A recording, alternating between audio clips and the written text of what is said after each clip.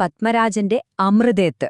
ശരിക്കും മനുഷ്യന്റെ ഉള്ളിലെ ഇരുട്ടിലേക്ക് തുറന്നുവെച്ചൊരു വാതിലാണീ കഥ.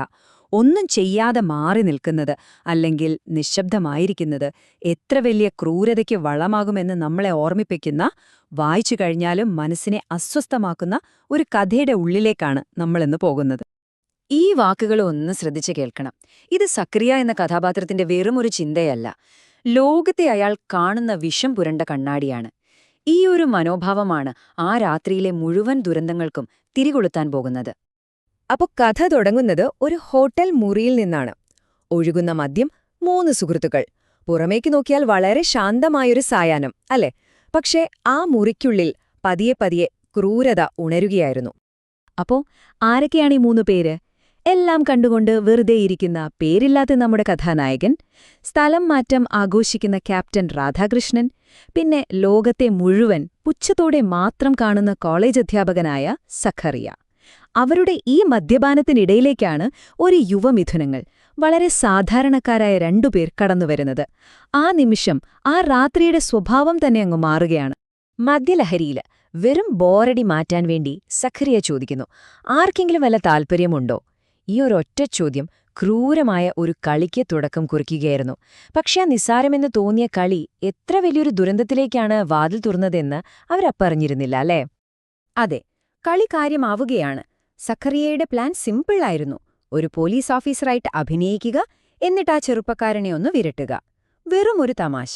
പക്ഷേ ആ തമാശയുടെ മുഖംമൂടി പതിയെ അഴിഞ്ഞു വീഴാൻ തുടങ്ങുകയായിരുന്നു. ഇതൊരു സാധാരണ ചോദ്യം ചെയ്യലല്ല, ഇതൊരു വേട്ടയാണ്. വളരെ കൃത്യമായി പ്ലാൻ ചെയ്ത ഒന്ന്. സഖറിയ വെറുതെ ചോദ്യങ്ങൾ ചോദിക്കുകയല്ല, രാമമൂർത്തിക്ക് ചുറ്റും ഒരു കെണിയൊരുക്കുകയാണ്. ഓരോ സ്റ്റെപ്പും ശ്രദ്ധയോടെ വെച്ച് അയാളുടെ ആത്മവിശ്വാസം തകർക്കാൻ വേണ്ടി മാത്രം. ഇതാണ് ആ നിമിഷം. സഖറിയുടെ കെണിയില് രാമമൂർത്തി വീഴുന്ന ആ നിമിഷം. ആ ചോദ്യത്തിനു മുന്നിൽ അയാളുടെ ശബ്ദം ആദ്യമായിട്ട് ഒന്നിടറി. അയാള് ജീവിതത്തിലെ ഏറ്റവും വലിയൊരു തെറ്റു ചെയ്യാൻ പോവുകയായിരുന്നു. ആദ്യത്തെ നുണ പറയാൻ പോവുകയായിരുന്നു. അതെ, ആദ്യത്തെ നുണ. അതൊരു വലിയ ഡാമിലെ ആദ്യത്തെ വിള്ളല് പോലെയായിരുന്നു. രാമമൂർത്തിയുടെ ഭയം മണത്തെറിഞ്ഞ സഖറിയയ്ക്ക് ആ വിള്ളൽ വലുതാക്കി അയാളെ മുഴുവനായി തകർക്കാനുള്ള ഒരു അവസരമാണ് അവിടെ കിട്ടിയത്. ഇവിടെയാണ്, ഈ ഒരു നിമിഷത്തിലാണ് സഖറിയ തന്റെ മുഖമൂടിയങ്ങ് വലിച്ചെറിയുന്നത്. ആ സൗഹൃദം നടിച്ചുള്ള സംഭാഷണമൊക്കെ കഴിഞ്ഞു. ഇപ്പൊ മുന്നിൽ നിൽക്കുന്നത് ഒരു വേട്ടക്കാരന്റെ തണുത്തുറഞ്ഞ ക്രൂരത മാത്രമാണ്. കളി ശരിക്കും കാര്യമായിരിക്കുന്നു. ഒന്നാലോചിച്ചു നോക്കൂ, ആ മാറ്റം. അതുവരെ ഒരു തെറ്റിദ്ധാരണ തീർക്കാൻ ശ്രമിക്കുന്ന വളരെ മാന്യനായൊരു ഉദ്യോഗസ്ഥൻ. പെട്ടെന്ന് അയാളുടെ ശബ്ദം മാറുന്നു.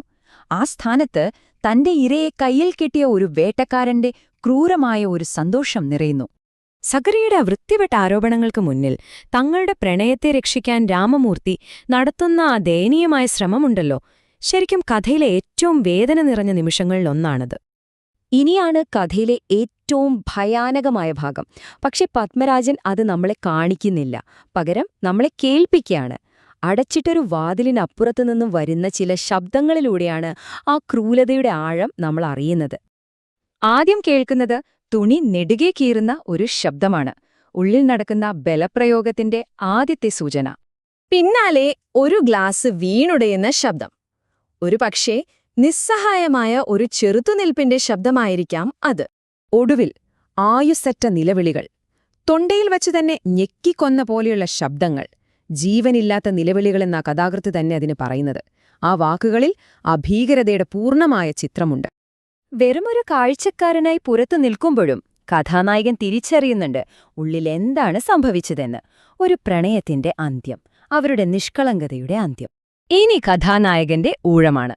സുഹൃത്തുക്കളുടെ നിർബന്ധത്തിനു വഴങ്ങി അയാൾ ആ മുറിയിലേക്ക് കടക്കുകയാണ്. ആ ഒരൊറ്റ കാലുവെപ്പോടെ അയാൾ വെറുമൊരു കാഴ്ചക്കാരനല്ലാതായി മാറുന്നു. ആ കുറ്റകൃത്യത്തിലെ അടുത്ത പങ്കാളിയായി മാറുന്നു. അയാൾ ആ മുറിയിൽ ബാലമ്പാൾ എന്ന പെൺകുട്ടിയെ കാണുന്നത് ഇങ്ങനെയാണ്. ശരിക്കും മരിച്ചുകഴിഞ്ഞൊരു മുഖം. ഭയമോ ദുഃഖമോ ദേഷ്യമോ ഒന്നുമില്ല. എല്ലാ വികാരങ്ങളും വറ്റിപ്പോയ, ജീവനുണ്ടെന്ന് മാത്രം തോന്നിക്കുന്നൊരു മുഖം. ആ കാഴ്ച അയാളെ ശരിക്കും ഉലച്ചുകളയുന്നുണ്ട്. കന്യാത്വം. കഥ അതിനെ നിർവചിക്കുന്നതെങ്ങനെയാണെന്നോ? ചോരയുടെ ഒരു ചെറിയ വൃത്തം, അത്രമാത്രം. സ്നേഹവും വിശ്വാസവുമെല്ലാം ആ ഒരൊറ്റ അടയാളത്തിലേക്ക് ചുരുങ്ങിപ്പോകുന്നു. മനുഷ്യത്വമില്ലായ്മയുടെ തണുത്തുറഞ്ഞൊരു സാക്ഷ്യപത്രം പോലെ. അപ്പൊ കഥാനായകന് തോന്നുകയാണ് ആ മുറിയിൽ 2 ശവങ്ങളുണ്ടെന്ന്, അവളും പിന്നെ അവനും. കാരണം ആ നിമിഷം അവനും ജീവനില്ലാത്തവനെ പോലെയാണ്. ചലനമോ ശബ്ദമോ ഇല്ലാത്ത മരണത്തിന് തുല്യമായൊരു നിശ്ശബ്ദത അവരെ പൊതിയുന്നു. പക്ഷേ ദുരന്തം അവിടെ അവസാനിക്കുന്നില്ല. സത്യം പറഞ്ഞാൽ കഥയിലെ ഏറ്റവും ക്രൂരമായ ഭാഗം ഒരുപക്ഷെ ഇനിയാണ് വരാൻ പോകുന്നത്. കാരണം നമ്മുടെ കഥാനായകന്റെ നിശ്ശബ്ദത ആ ദുരന്തം തുടരാൻ വഴിയൊരുക്കുകയാണ്. ഇതാണ് അയാൾ തന്റെ പ്രവൃത്തിക്ക് കണ്ടെത്തുന്ന ന്യായീകരണം. ഈ നാടകത്തിൽ ഞാനും ഒരു കഥാപാത്രമാണ്. എന്റെ സുഹൃത്തുക്കളെ ഞാനായിട്ട് വഞ്ചിക്കാൻ പാടില്ല. ശരിക്കും തന്റെ ധാർമ്മികമായ ഉത്തരവാദിത്വത്തിൽ നിന്ന് ഒഴിഞ്ഞുമാറാൻ അയാൾ കണ്ടെത്തുന്ന ഒരു ഒഴിവുകഴിവ്. സക്കറിയ പുറത്തുനിന്ന് ചോദിക്കുന്നു, എങ്ങനെയുണ്ട്? കഥാനായകൻ മറുപടി പറയുന്നു, കൊള്ളാം. അടുത്ത ചോദ്യം, അവൾ എതിർക്കുന്നുണ്ടോ? ഇല്ല, തീരെയില്ല. ആലോചിച്ചു നോക്കൂ, ആ നുണകളിലൂടെ അയാൾ ആ പെൺകുട്ടിയെ വീണ്ടും ആ ചെന്നായ്ക്കളുടെ മുന്നിലേക്ക് എറിഞ്ഞുകൊടുക്കുകയാണ്. അയാളുടെ നിശ്ശബ്ദത ഒരു ആയുധമായി മാറുന്ന ഏറ്റവും ഭയാനകമായ നിമിഷം. അപ്പോ ഈയൊരു വിശകലനം നമ്മളിവിടെ അവസാനിപ്പിക്കുമ്പോൾ ഈയൊരു ചോദ്യം നമുക്കു മുന്നിൽ ബാക്കിയുണ്ട്. നിശ്ശബ്ദത പങ്കാളിത്തമാകുമ്പോൾ ആരാണ് യഥാർത്ഥ കുറ്റവാളി? ഒരു ക്രൂരത ചെയ്യുന്നയാൾ മാത്രമല്ല, അത് കണ്ടുകൊണ്ട് മിണ്ടാതിരിക്കുന്നവനും തുല്യ ഉത്തരവാദിയല്ലേ? പത്മരാജന്റെ അമർദേത്ത് എന്ന ഈ കഥ നമ്മൾ ഓരോരുത്തരോടും ചോദിക്കുന്ന ചോദ്യം ഇതാണ്.